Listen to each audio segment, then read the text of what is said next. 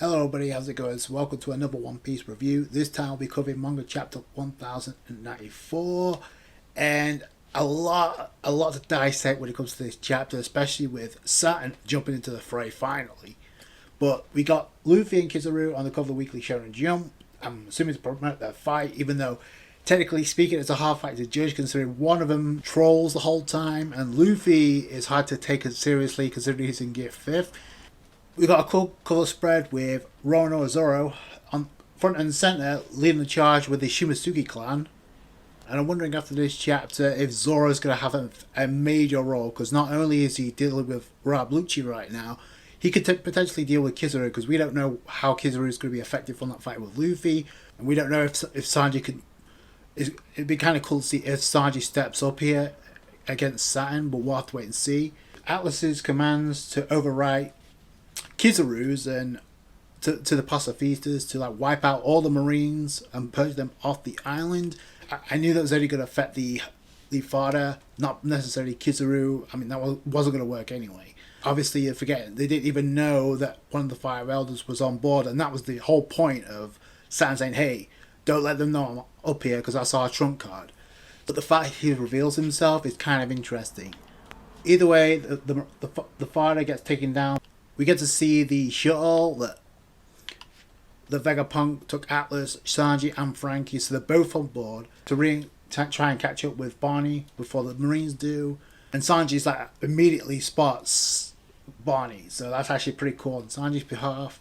And he immediately darts off from the ship to where Bonney's at. Meanwhile, she's actually taken down 3 Marines, which is actually pretty cool considering she was actually kicked by Kizaru.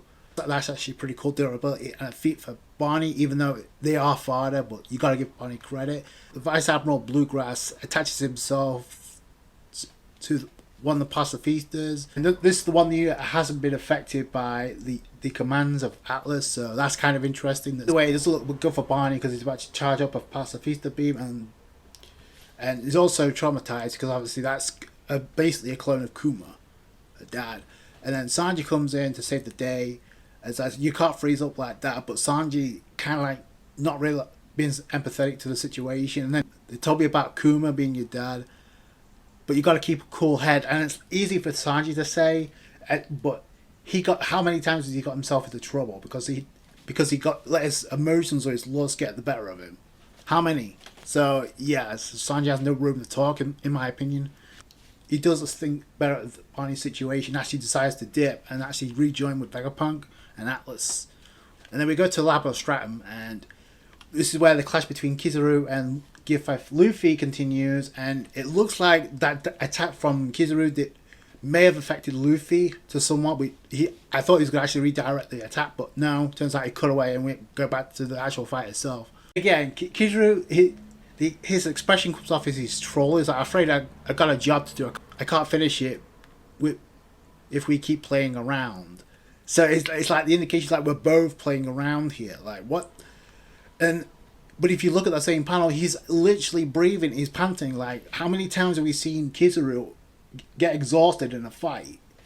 This didn't happen at Marineford. Is Kizaru trolling, or is he literally having a really hard time with Gear 5th Luffy, who is, by the way, as I've mentioned in multiple chapters, multiple reviews, he is nerfed. He's not at full. Immediately, we see Kizaru, Luffy, Zoro, and Rob Lucci sense the presence of Saturn, or at least the magic circle appears, which I'll get to that in a minute, but it cuts elsewhere as well. We got 2 of the Vice Admirals in one panel, one of them being Doll.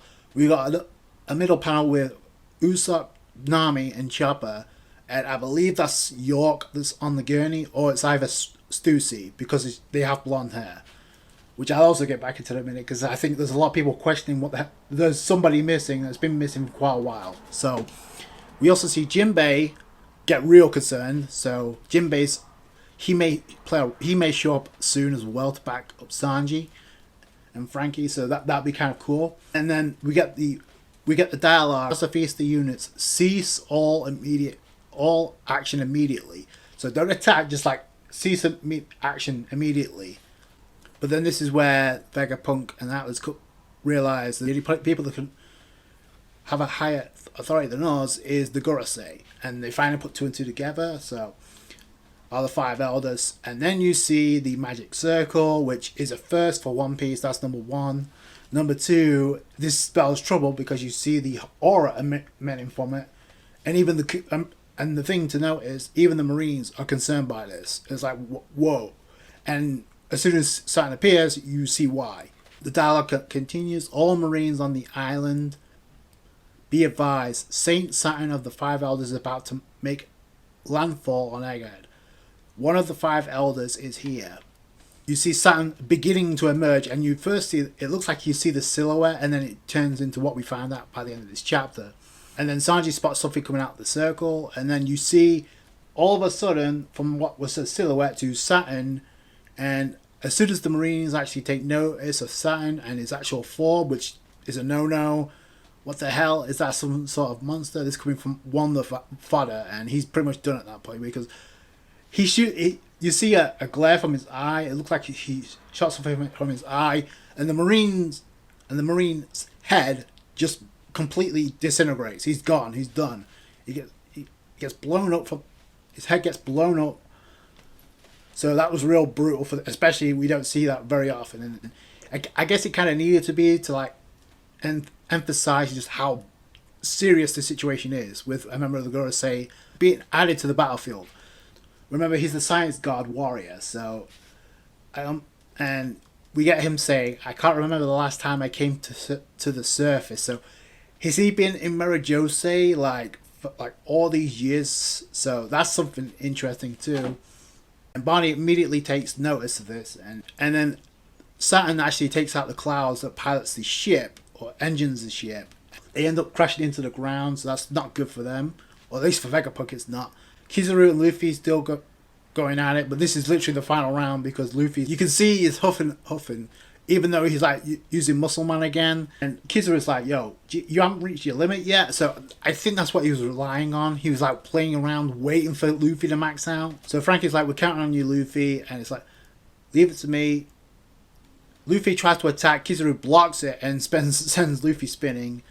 Luffy recollects himself and actually comes in with a White Star gun, which is actually pretty epic. Attack is strange because the attack looks like it lands through Kizaru's head, and then it does have some type of impact, but at the same time Luffy is like maxed out. It's like I'm really at my limit now, and he just drops to the floor.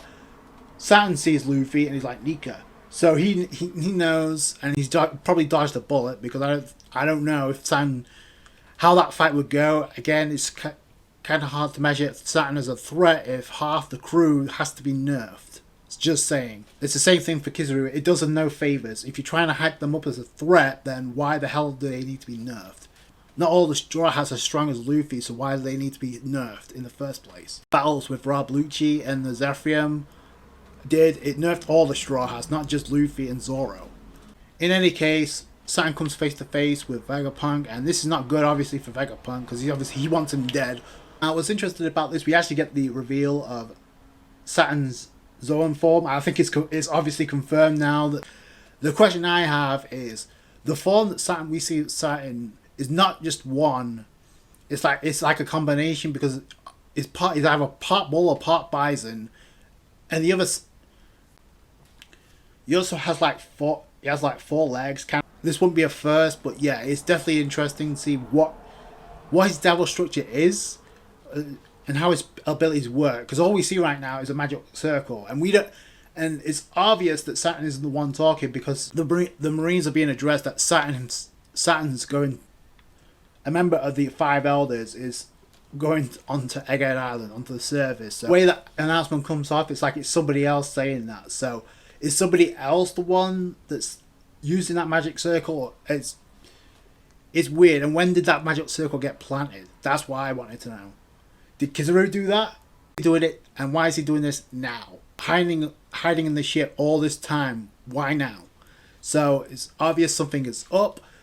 Doesn't matter because Bonney's anger kicks in, because as soon as the situation is revealed and obviously Saturn is revealed, she goes off on the deep end and pulls out a sword or a katana, and immediately stabs Saturn to end the chapter. So, which is kind of cool. Unfortunately, the fight hasn't really started yet, so I don't think it's going to work. But it is cool that Bonney is like stepping up, even though I don't think it's obviously not going to work. Now, again, unless we get a flashback next chapter, then I don't really see Bonney dying either. So it's obvious Oda is amping up the tension. So things are not looking well for the Straw Hats and Vegapunk right now. Maybe not for Bonney either, but it is cool that Bonney gets the spotlight and it's obvious. It's looking pretty obvious that whatever happened with Kuma in the past has a link with Saturn, because number one, so Bonney goes into attack, make sure no trace of him remains. If we do that, Kuma, and then that's where the dialogue cuts off. So it's obvious that Saturn has some type of involvement with what happened with Kuma and the fact that how he was modified, because there's no reason to bring that dialogue up.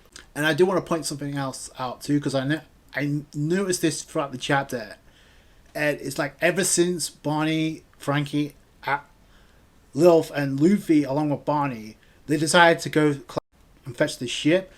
You remember the conversation that Bonney was having with Luffy about Sanji? In fact, oh, it's okay, we got to cook. And then Bonney's response was, oh, he's strong and he's a cook. Cool. It sounds like a decent guy. So you can kind of see the beginning stages of the interactions with not just Luffy, but other members of the Straw Hats.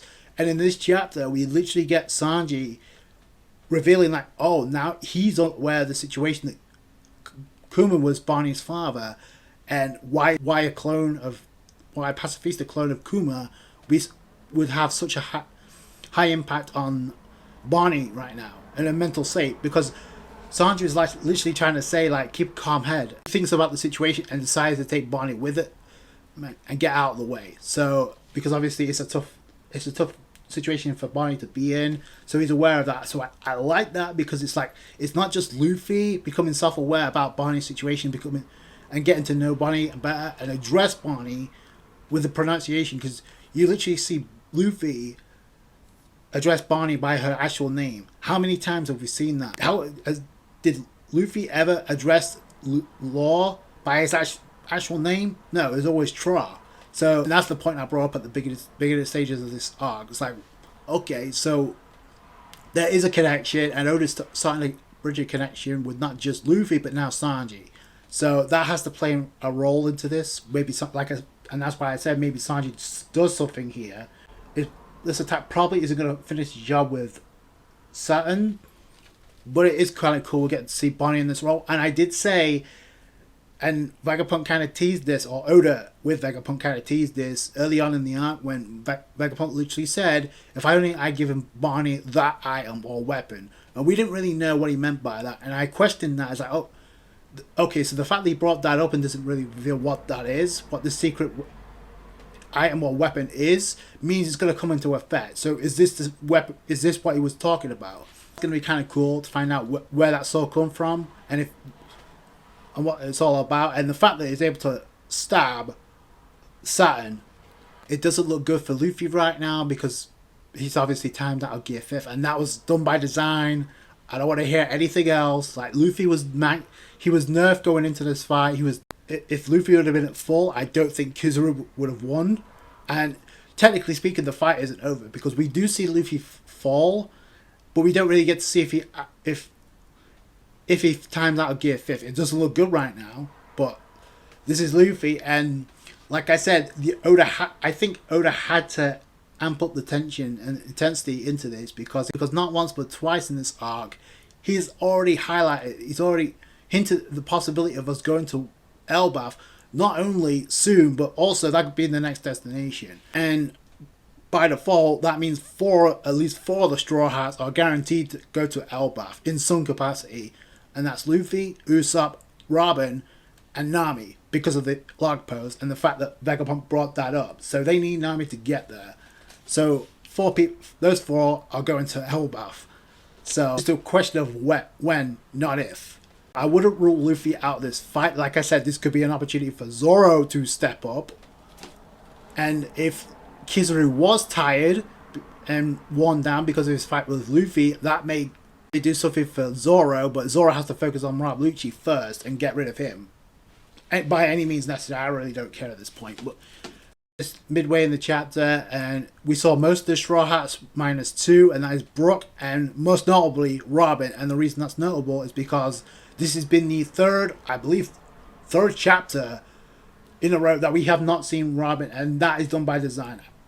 Because we see Chopper in this chapter, and the last time we saw Chopper, he was attending to Robin's injuries. Because we could assume it happened within the fight with York and Robin, which, by the way, Oda has yet to show us. That would be kind of nice if that happens, if we get some indication of what went down. But also, is Robin going to have a role here? And the fact that Brooke wasn't shown in this chapter, we saw Jinbei, obviously, he sensed the aura, and he sensed the presence of something troubling, so he may show up to back up Sanji and Frankie, like I said. Of which, I did say Sanji should play a role, because he's, like, obviously, with what we saw in this chapter, but also because, technically speaking, he's the strongest one there that could actually maybe able to do something. But from a character standpoint, it would be kind of cool if Frankie does something, because even though it's an arc about him establishing the connection with Vegapunk, he really hasn't done all that much. Like, so yeah, this would be kind of cool to redeem him. The only thing I could think of right now that may work is the Mecha, the robot that awoke 2 chapters ago, and we haven't seen that. So Oda didn't show that for just for random purposes. That was done by design. I think they probably may have a backup plan. Also, we know that Bonney didn't have that weapon before. We cut away to what was going on at the Reverie, so we kind of have to get that explained in the next chapter of how Bonney got hands on that sword, and if it was given to her by Vegapunk. What properties come from that sword, and what impact will it have on Saturn, if at all, any impact? This was a fun chapter to go through. It's cool, we got Saturn's form revealed finally, even though I think that was kind of obvious we were going to get that revealed. But speaking of threats, we do have a ship with Blackbeard's Jolly Roger looming by, so I don't know what kind of impact that will have on this arc. Bonney was going to play a role, whether or not it's going to be the deciding factor, and whether or not she is the one to actually be the solution to this problem, I don't know. We'll have to wait and see. Like I said, fun chapter that you guys think down below. That's going to do it for you guys. Thank you so much for watching. Like the review if you did. Thumbs up. I appreciate that. Subscribe to for more One Piece. Catch you guys later. Thanks, guys. Bye.